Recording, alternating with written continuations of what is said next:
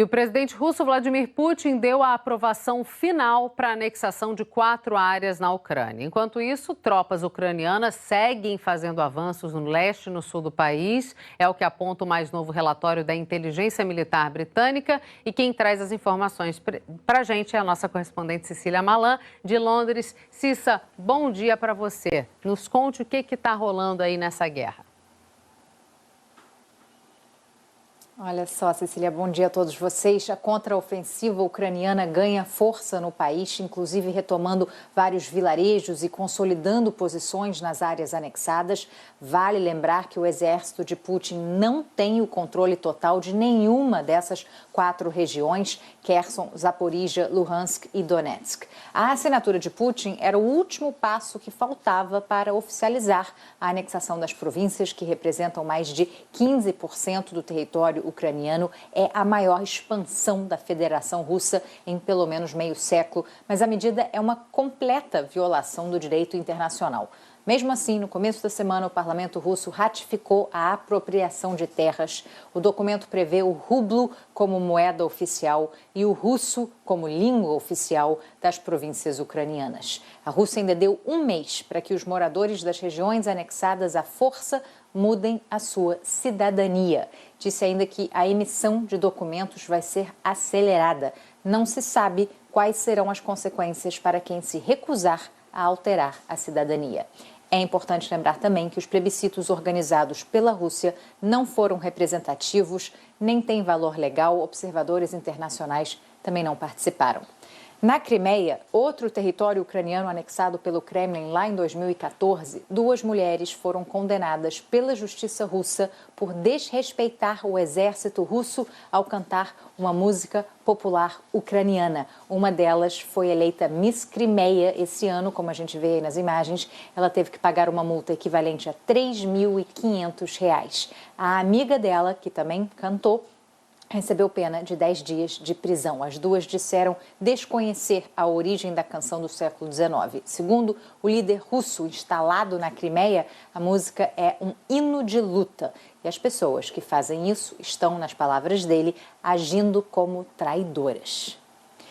Enquanto isso, o Banco Mundial divulgou números impressionantes da guerra. Estima-se que o PIB da Ucrânia vai contrair 35% agora em 2022. Isso é 8 vezes mais do que a contração prevista para a economia russa.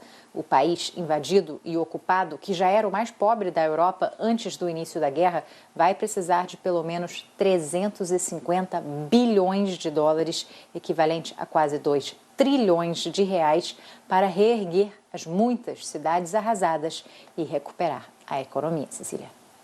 Cissa, quero aproveitar que você está aqui para a gente falar um pouquinho sobre o Irã. Deixa eu explicar aqui para quem está nos assistindo. Gente, o Ministério das Relações Exteriores do Irã convocou o embaixador britânico em Teherã, depois de comentários dele sobre as manifestações que estão acontecendo por lá, manifestações grandes que geraram debates no mundo inteiro, né, Cissa? Então, explica o que aconteceu. Bom, o argumento usado pelo governo iraniano é de que as observações de Londres sobre assuntos internos do país são baseadas em interpretações falsas e provocativas e que, ao emitir declarações unilaterais, o Reino Unido contribui para o que o Irã chama de atos de terroristas contra a República Islâmica. A gente vem acompanhando a situação no Irã porque o país registrou novos protestos em diversas cidades. Eles são pela morte de uma jovem de 22 anos que estava sob custódia da Polícia de Costumes, que fiscaliza trajes e atitudes no Irã, quase sempre de mulheres. Em Saqqez, no oeste do país, dezenas de estudantes tomaram as ruas, muitas com os cabelos soltos, sem o véu islâmico, em mais um ato de resistência. Essa é a cidade onde a jovem Mahsa Amini nasceu e cresceu. Mesma cena em Meran, na fronteira com o Iraque. Por lá, as adolescentes também protestaram contra o uso do véu. Na capital, Teherã, as meninas invadiram o trânsito e cantaram músicas contra os líderes religiosos do país.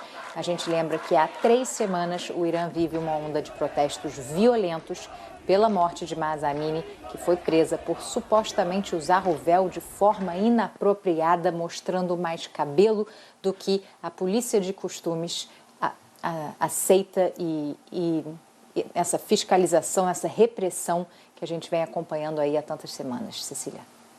É inacreditável, né? Mas é 2022, é a cultura e as regras da política local que geraram isso tudo. Vamos seguir acompanhando, Cissa, o que o mundo fala sobre esse assunto. Obrigada pelas informações.